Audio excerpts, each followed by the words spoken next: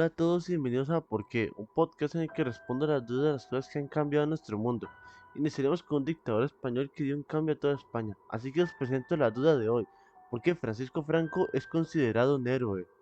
Francisco Franco fue un caudillo que restableció la monarquía y tomó decisiones que levantaron a España desde la miseria. Sus decisiones hicieron que España fuera mejor, fuera el país que es actualmente, una España maravillosa, una España viva. Antes, España no estaba mal, es más, estaba en su mejor momento de crecimiento. Fue conocida como una de las potencias europeas del siglo XVI y XVII. El imperio controlaba gran parte de Europa, pero en los siglos XVIII y XIX, España tuvo dificultades de mantenerse por encima de los países europeos, por su pésimo sistema feudal y su aristocracia paralizante. A finales del siglo XIX, España perdió todas sus colonias y por esto se dieron 37 intentos de golpe de estado dirigidos por generales militares. En 1923, un general llamado Miguel Primo de Rivera, por mejorar la situación del país, llevó a cabo un golpe de estado para volverse un caudillo. Esto le resultó y le volvieron el líder de España. Grave error. Se creía que iba a lograr ayudar a España, pero fracasó. Aunque llegó a aprobar algunas reformas, su esfuerzo de ayudar a la infraestructura terminó como un costoso fracaso. Su intento de estabilizar la moneda volviéndola al patrón de oro puso en crisis a la economía de España, provocando una pérdida de valor de un 50%. Así, España entró en uno de los periodos más inestables de su historia. Por culpa de su reforma mal ejecutada, Rivera se enfrentaba a la oposición de los principales movimientos políticos de España. Los republicanos y los militares ya no le apoyaban. Rivera sabía que no podría hacer nada sin el apoyo del ejército, así que abandonó su cargo en 1930. El gobierno español no tuvo de otra que asignar a otro general para forma de gobierno, pero fue un fracaso peor que con Rivera. Al tiempo, mientras España estaba decaído, los socialistas y republicanos ganaron el poder en casi todas las capitales de provincia, en las elecciones generales, y afirmaron que el pueblo ya no quería una monarquía, y el 14 de abril de 1931 España perdió su realeza. Así, el nuevo presidente decretó que el rey tenía que abandonar España, y así fue, el rey Alfonso XIII abandonó su puesto y fue a Colombia, a la ciudad de Cartagena. De esta manera, este nuevo poder se centró en llevar nuevas reformas y provocaron que la Iglesia y el Estado se separaran oficialmente. Además, el Ministerio de Defensa depuró el cuerpo de oficiales pasando a disminuir drásticamente. Pronto, España empezó a tener mayor agitación política. El gobierno anunció nuevas elecciones el 16 de febrero de 1936. Las elecciones se dividieron en dos lados, los izquierdistas y derechistas. Los izquierdistas se refieren a una opción política que propugnaban el cambio político y social, y derechas a los que se oponían a esos cambios. Las elecciones del 16 de febrero terminaron con los izquierdistas con la victoria por unos cuantos. Pero fue injusta su victoria, ya que en 6 provincias las turbas izquierdistas interfirieron en las votaciones.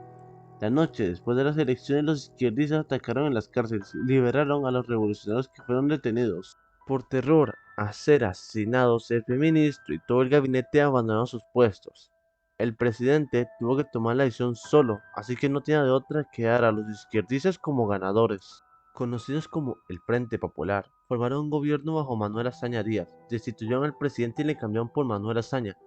España va de mal en peor. ¿Habrá al menos una pequeña esperanza para los españoles? El 4 de diciembre de 1892 en Madrid nació Francisco Franco. Sus padres fueron Nicolás Franco Salgado y María del Pilar. Francisco Franco tuvo una niñez bastante difícil en la que recibió un maltrato tanto físico como psicológico de parte de su padre. Esto desarrolló en él una obsesión por generar admiración en su familia. Fue tanto que llegó a clavarse una aguja caliente en el brazo porque su hermana le llegó a llamar cobarde. De esta manera, Franco vivió en la niñez bajo el maltrato de sus padres y las jugarretas de sus hermanos. Esto hasta que decidió formar parte de la Academia de Infantería de Toledo, creyendo que todo iba a cambiar, pero se equivocó, ya que al ser un novato fue un objetivo para los veteranos. Total, que Franco se cabrió y empezó a repartir golpes a todos, ganándose así respeto. Pronto fue trasladado a Marruecos, a formar parte de un batallón, ya que España entró en guerra contra los rifeños. Franco demostró su valor ascendiendo a general de brigada a la edad de 33 años y luchando en primera línea de batalla. Además, fue considerado por tener algo conocido como suerte divina, ya que parecía inmune a las balas, ya que ninguna bala lograba impactarle. Conocido como capitán, en 1916 esa suerte acabó, cuando una bala impactó en su abdomen, provocando que perdiera un testículo. Estuvo unos meses fuera de combate y regresó a su unidad, fue transportado a la reserva y designado al cuartel de Oviera. Pero en 1920 tuvo la oportunidad de volver a Marruecos cuando España quiso crear una legión extranjera de élite, y Franco fue seleccionado a ayudar. Regresó a Marruecos y logró hacer que la legión fuera la más eficaz de todo el ejército español. Así Franco, a la edad de 30 años, fue ascendido a teniente coronel y puesto a estar encargado de toda la legión. Franco logró ponerle fin a las hostilidades en Marruecos y junto con la ayuda de los franceses crearon una ofensiva y acabaron con los principales rebeldes. Y gracias a esa victoria, Franco le ascendieron a general de brigada en 1926. Antes de que Primo abandonara su puesto, le encargaron a Franco manejar una nueva academia militar para entrenar a los nuevos reclutas. Durante ese tiempo, Franco empezó a desarrollar un interés por la política y la economía. Con sistemas nuevos después de que abandonó Primo de Rivera, provocó el cierre de la Academia Militar de Franco en 1931. Así que llevó un discurso de despedida a sus cadetes el 14 de julio, terminando con "Viva España" en vez de "Viva la República". Poco a poco, el nuevo gobierno provocó mayor pobreza, disturbios y huelgas por toda España entre 1933 y 1934. Franco, al no pertenecer a ninguno de estos movimientos, fue nombrado comandante militar de las Islas Baleares por su lealtad. Y en 1935 fue nombrado jefe de operaciones militares en Marruecos. Este había sido su sueño desde que se había unido al ejército.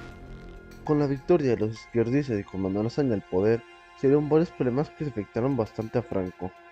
Llevó a cabo varios cambios radicales en el ejército. Eliminó a los comandantes votándolos de Madrid y Franco bajó de rango pasando a comandante militar de las lejanas Islas Canarias. Franco quedó con varios generales para llevar a cabo una revuelta militar.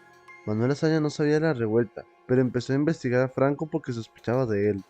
Su móvil fue intervenido y su correo fue abierto, por ello Franco mantuvo conversaciones con ellos por un mensajero personal. Un teniente llamado José Castillo fue asesinado el 12 de julio. Esto provocó que la pasma izquierdista empezara a tomar cartas en el asunto. Secuestraron a un diputado llamado José Calvo y le dispararon.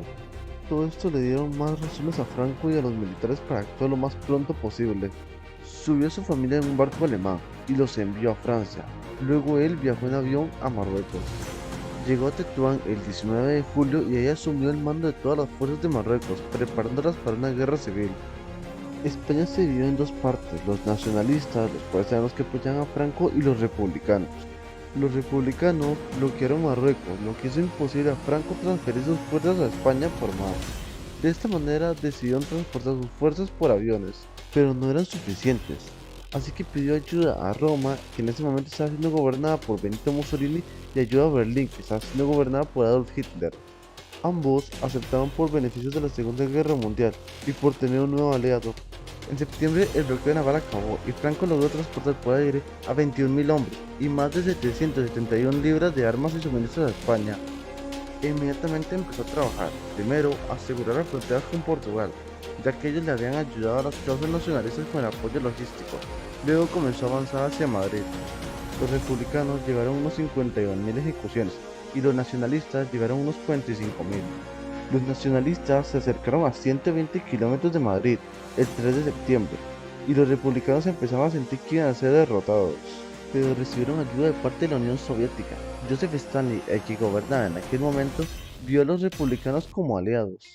Así que les envió armas, asesores, aviones, aviadores, tanques, tripulaciones de tanques y fuerzas de voluntarios. Francisco Franco, de 43 años, fue proclamado como generalísimo el 1 de octubre de 1936 por su rol en la guerra civil. Llevó un discurso donde prometió levantar a España otra vez a su gloria. Pronto, Franco fue conocido como caudillo. Serrano se convirtió en su asesor político y crearon un partido estatal llamado Falange Tradicional Española.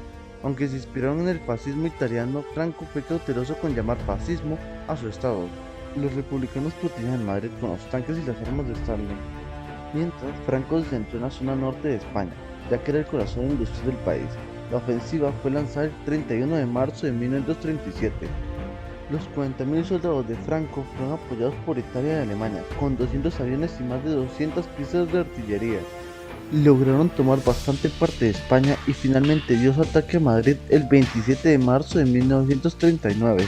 Y Franco finalmente dio la victoria el 1 de abril, dando por terminada la guerra, convirtiéndose en dictador de España.